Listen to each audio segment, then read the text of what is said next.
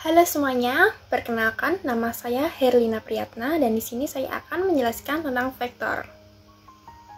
Konsep vektor di sini saya bagi menjadi 3, yaitu yang pertama ada definisi vektor, kemudian yang kedua terdapat penulisan dan penggambaran vektor, kemudian yang ketiga terdapat penjumlahan vektor. Baik, yang pertama kita akan mempelajari tentang definisi vektor. Pada bab sebelumnya, tentunya kalian sudah mempelajari tentang besaran dan satuan. Dan berdasarkan nilai dan arahnya, besaran ini dibagi menjadi 2. Yaitu, yang pertama ada besaran skalar, dan yang kedua ada besaran vektor. Kemudian, bedanya di mana sih? Nah, besaran skalar di sini itu hanya mempunyai nilai, dan pada besaran vektor itu mempunyai nilai dan arah. Oke.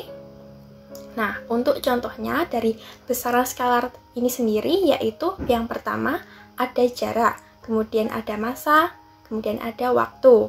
Dan untuk contoh dari besaran vektor itu ada perpindahan, kemudian ada kecepatan serta gaya. Baik, kita lanjutkan ya. Nah, kita sudah tahu nih bahwa besaran vektor ini mempunyai nilai dan arahnya. Kemudian untuk menyatakannya harus memiliki nilai, kemudian ada satuan dan arahnya. Contohnya, seorang anak ini mendorong meja. Kemudian untuk menyatakannya kita dapat menyatakan sebagai perpindahan meja adalah 10 meter ke kiri. Nah, 10 di sini merupakan nilai. Kemudian meter di sini merupakan satuannya. Kemudian ke kiri adalah arahnya. Selanjutnya, yaitu kita akan mempelajari tentang penulisan dan penggambaran vektor. Penulisan dan penggambaran vektor ini saya bagi menjadi 3. Yaitu yang pertama ada notasi vektor, kemudian yang kedua ada besar vektor, kemudian yang ketiga ada arah vektor. Baik, kita masuk pada yang pertama, yaitu notasi vektor. Notasi vektor di sini yaitu menyatakan lambang besaran vektor. Dan untuk penulisan notasi vektor itu kita dapat menuliskannya dengan huruf tebal atau dengan huruf dan diberi tanda anak panah di bagian atasnya. Contohnya pada saat kita menuliskan gaya. Gaya di sini kita simbolkan sebagai F. Nah, untuk penulisannya itu F-nya dicetak tebal. Kemudian yang pakai anak panah yaitu F-nya diberi tanda anak panah di atasnya gitu. Baik, selanjutnya kita akan memasuki pada besar vektor. Besar vektor di sini yaitu menyatakan nilai dari suatu vektor itu sendiri. Nah, untuk penulisan besar vektor di sini terdapat 2 cara, yaitu dengan huruf miring atau dituliskan dengan huruf yang diberi tanda mutlak. Contohnya saat kita menuliskan gaya. Gaya kita kan disimbolkan dengan F. Nah, F-nya di sini kita tulis dengan huruf miring.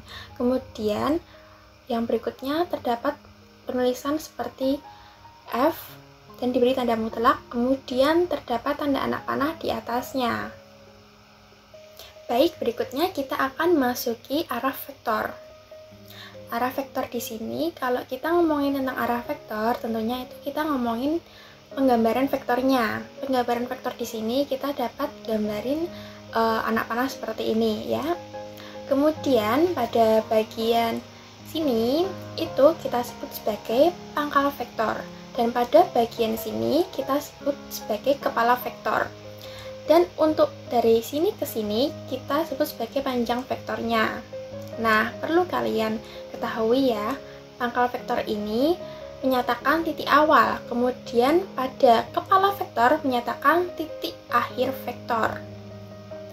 Dan tanda anak panah di sini menunjukkan arah vektornya dan panjang menunjukkan nilai vektornya.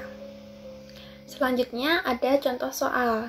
Contoh soal di sini misalkan Sebuah gaya sebesar 20 Newton digambarkan dengan vektor seperti ini. Pernyataan yang benar dari gambar di atas adalah, nah pilihannya ada A, B, C. Kemudian manakah jawabannya? Baik, option yang tepat yaitu pada B. Mengapa? Karena 20 Newton ini menyatakan nilai dan satuan dari vektor gayanya, makanya dinyatainnya memakai besar vektor. Dan pada option C itu jelas salah, karena arahnya itu ke bawah, dan pada option C-nya itu dituliskan ke atas, makanya option C-nya itu salah. Maka pada option A itu penulisannya yang benar yaitu 20 Newton ke bawah.